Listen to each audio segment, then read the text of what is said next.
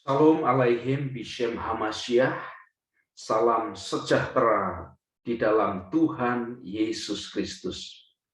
Bapak Ibu Saudara, kembali kita akan belajar dan mendengarkan firman Tuhan sebagai kelanjutan dari apa yang sudah kita terima bersama di minggu yang lalu tentang sikap dan hidup orang percaya di akhir zaman. Yang lalu kita telah menerima bersama-sama dua hal yang sangat penting dari apa yang disampaikan dalam Injil Matius pasal yang ke-24, bagian ayat yang ke-1 sampai ayat yang ke-4, Bapak Ibu Saudara, bagaimana sikap hidup orang percaya di akhir zaman. Dua hal. Pertama, kita menjadi pribadi penyembah Tuhan, bukan mencari tempat penyembahan, tetapi mencari menjadi penyembah. Amin. Yang kedua adalah kita hidup waspada. Waspada terhadap apa? Waspada terhadap penyesatan. Apa penyesatan? Penyesatan itu adalah cara pikir, cara pandang yang salah. Ada begitu banyak paham yang kita terima sepanjang kita hidup, dan banyak paham-paham yang kita terima itu adalah paham yang salah. Jika saya dan saudara masih terus mengalami salah paham dalam hidup, dalam menanggapi hidup, dalam melihat Tuhan dan melihat semua situasi yang terjadi, itu disebabkan karena salah dalam pemahaman kita. Paham yang kita punya, yang kita pegang itu salah. Haleluya. Nah, bagian selanjutnya, saudara, tentang sikap dan hidup orang percaya di akhir zaman, yaitu kita lihat di ayat yang ke-6 sampai ayat yang ke-8 dari Injil Matius pasal yang ke-24. Silakan saudara bisa buka dan mari kita akan baca bersama-sama. Ayat 6 sampai ayat yang ke-8. Kamu akan mendengar deru perang atau kabar-kabar tentang perang.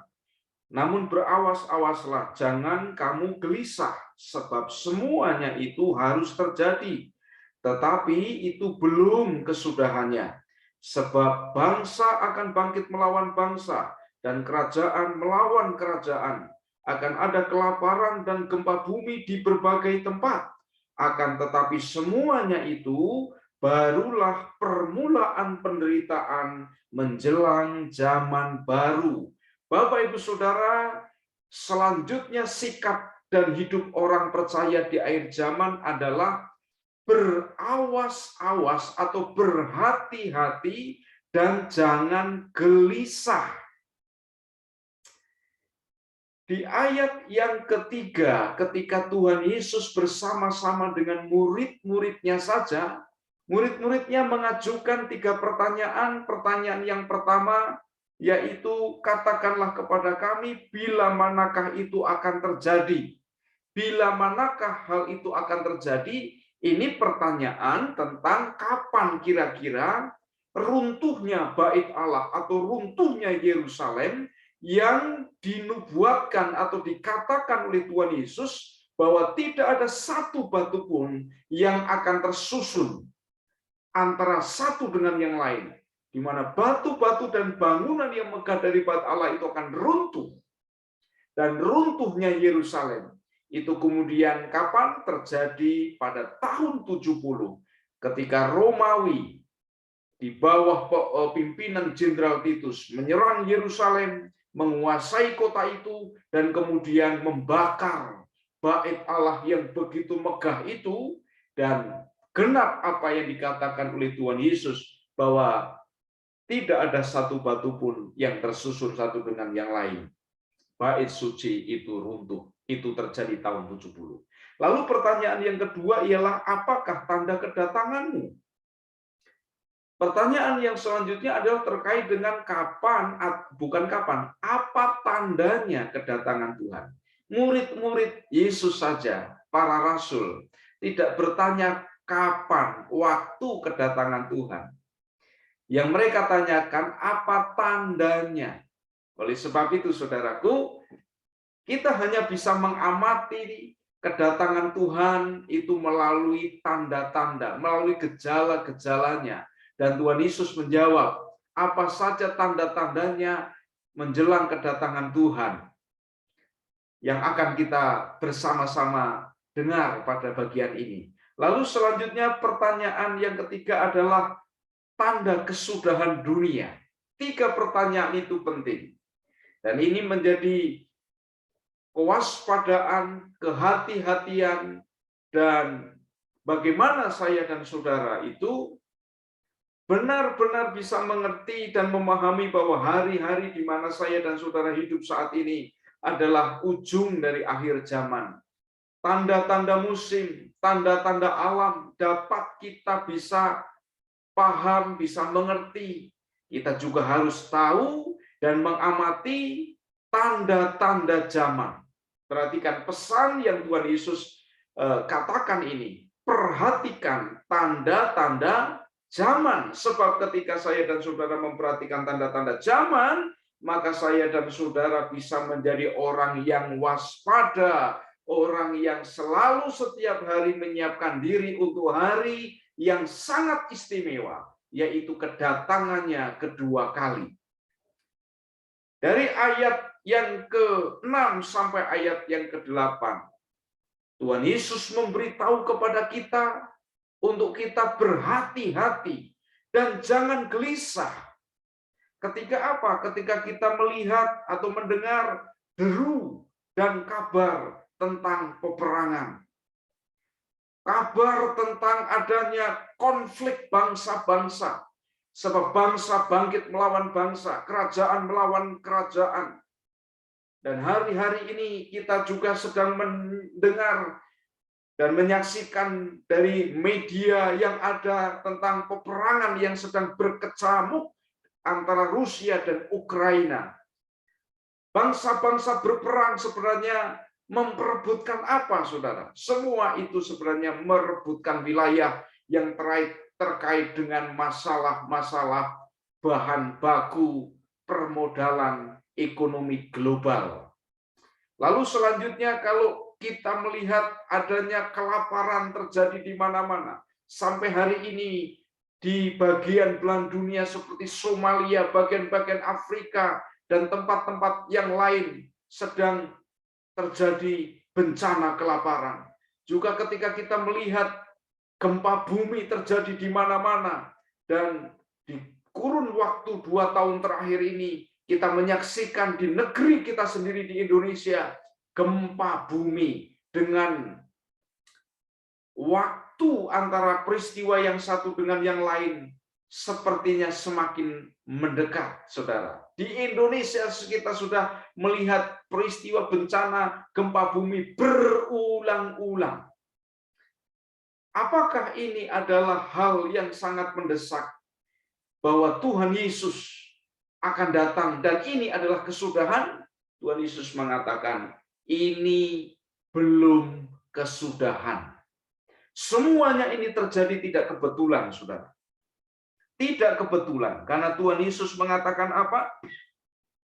Tuhan Yesus mengatakan ayat yang ke-6, semuanya itu harus terjadi, tetapi itu belum kesudahannya. Kata harus terjadi, itu berarti memang dikehendaki oleh Tuhan. Bumi yang sudah semakin tua ini sedang menuju kepada kehancurannya, dan itu dikehendaki. Ini semua tidak kebetulan. Harus terjadi sebagai tanda kedatangannya, sebagai tanda kesudahan dunia ini. Nah, sikap kita adalah berhati-hati dengan hidup. Dan selanjutnya, jangan gelisah. Kenapa jangan gelisah? Karena semuanya ini sudah dalam pikiran Allah. Semuanya ini ada dalam rancangan Tuhan. Ini harus terjadi. Oleh sebab itu, sebagai orang percaya, jangan gelisah ketika mendengar kabar tentang perang, ada peristiwa-peristiwa perang, gempa bumi, bencana, kelaparan, banjir bandang. Jangan gelisah, tapi persiapkan diri kita secara pribadi untuk hari yang istimewa, yaitu kedatangan Tuhan. Dikatakan ayat yang ke-8 apa? Akan tetapi semuanya itu barulah permulaan penderitaan menjelang zaman baru. Di dalam terjemahan NIV, New International Version, dikatakan bahwa ini adalah permulaan rasa sakit menjelang bersalin. Ini juga dikatakan di dalam kitab Roma pasalnya yang ke-8. Roma pasal yang ke-8, lihat di sana ayat yang ke-22. Dikatakan, sebab kita tahu bahwa sampai sekarang segala makhluk sama-sama mengeluh dan sama-sama merasa sakit bersalin. Apa yang terjadi ini belum kesudahannya. Ini semuanya adalah permulaan penderitaan menjelang zaman yang baru. Digambarkan seperti seorang perempuan hamil yang akan melahirkan bayinya, bukaan 1, bukaan 2, dan seterusnya, sampai bukaan yang terakhir, sehingga kemudian bayi lahir.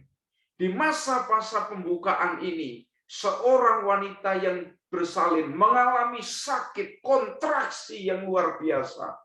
Tapi semua rasa sakit itu, saudaraku, akan hilang lenyap, berganti dengan sukacita yang begitu besar, karena bayi anaknya lahir. Inilah suasana yang diberitakan oleh firman Tuhan tentang kesusahan-kesusahan, tentang bencana-bencana dan hal-hal yang begitu buruk di dunia ini sedang terjadi.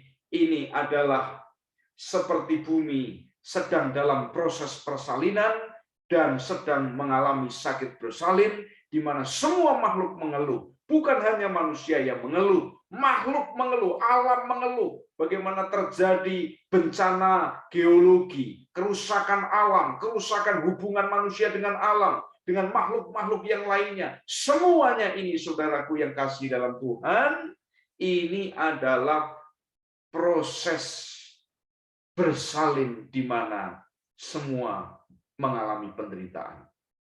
Yang menderita bukan hanya orang Kristen, semua makhluk.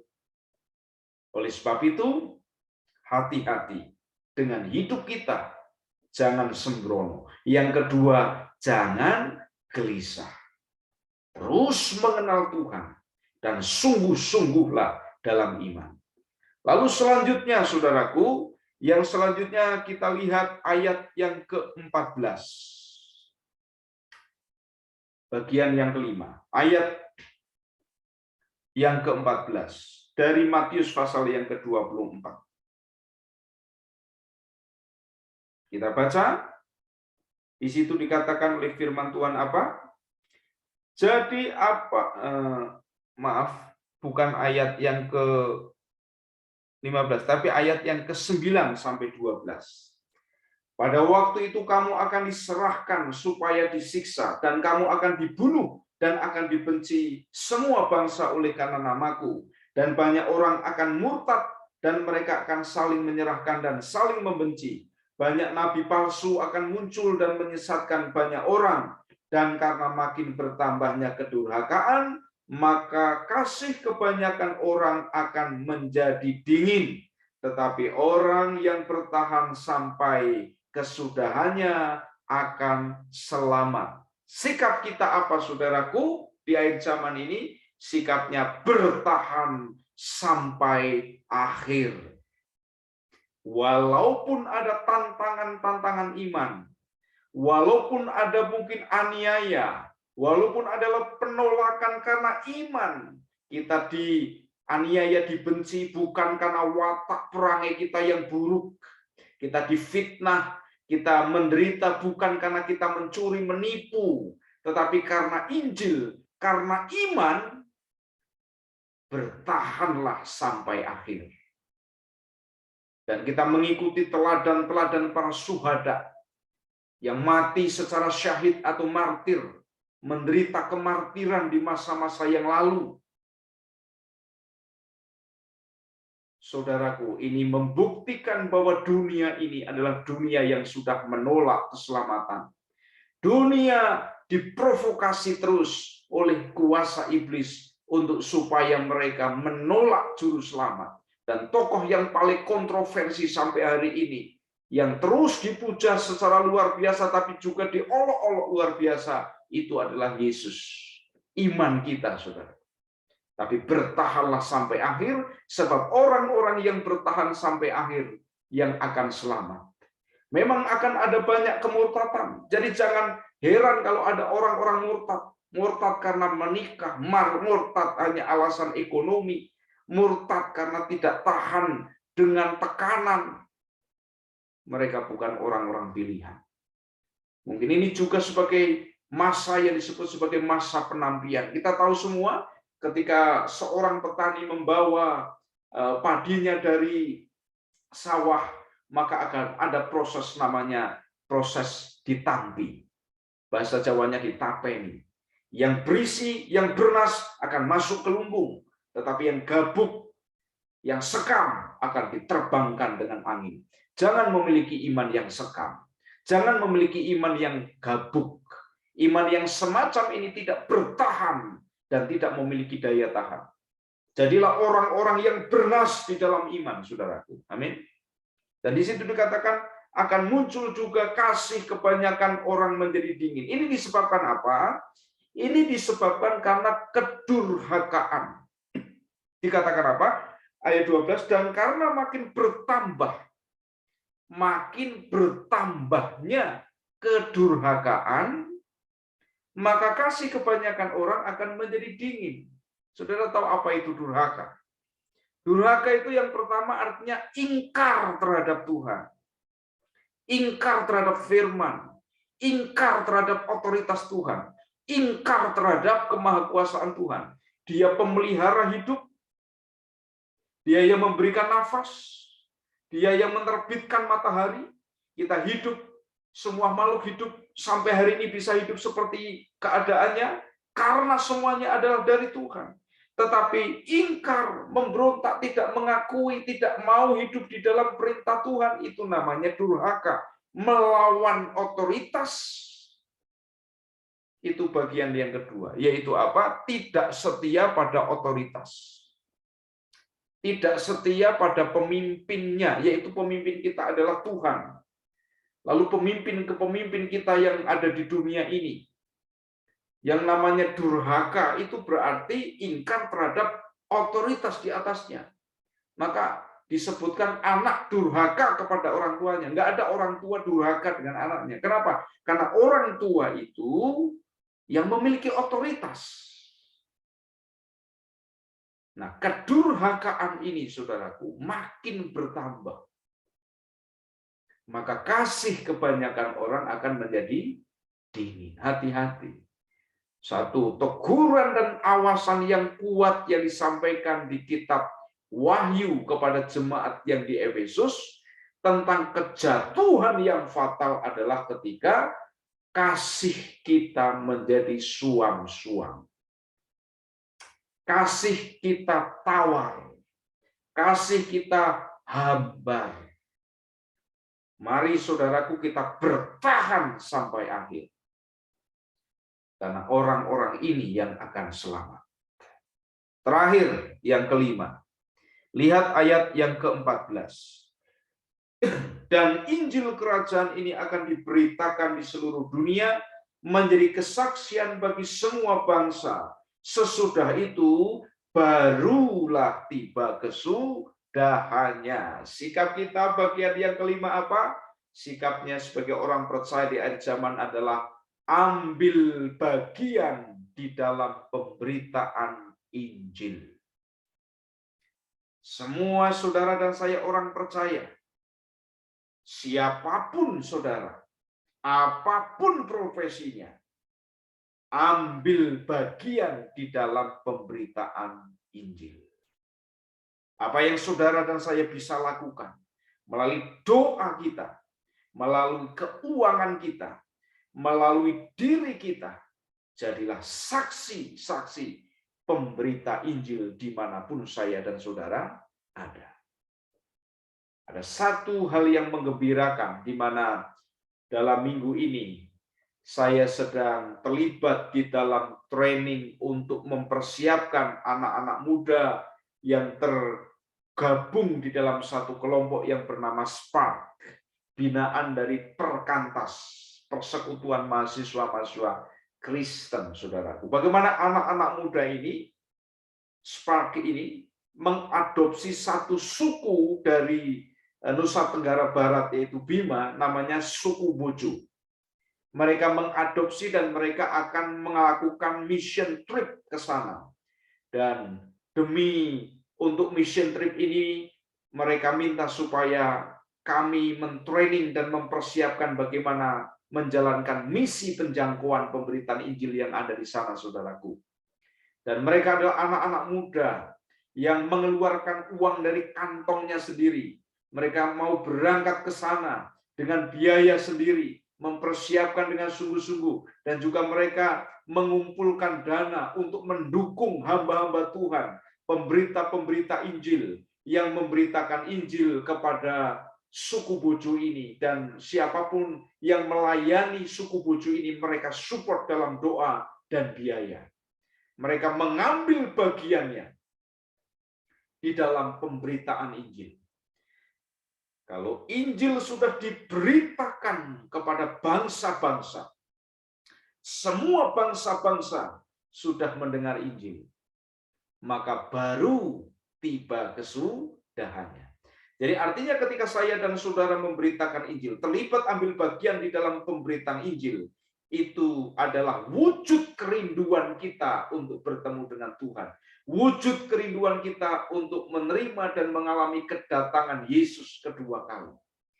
Haleluya, puji Tuhan, saudara. Jadi inilah sikap-sikap hidup orang percaya di akhir zaman. Kita rangkum menjadi 5 hal. Pertama, menjadi pribadi penyembah Tuhan, bukan mencari tempat menyembah. Waspada terhadap penyesatan. Hati-hati dan jangan gelisah ketika mendengar kabar deru perang dan bencana. Yang keempat, bertahan sampai akhir. Yang kelima adalah ambil bagian di dalam pemberitaan Injil.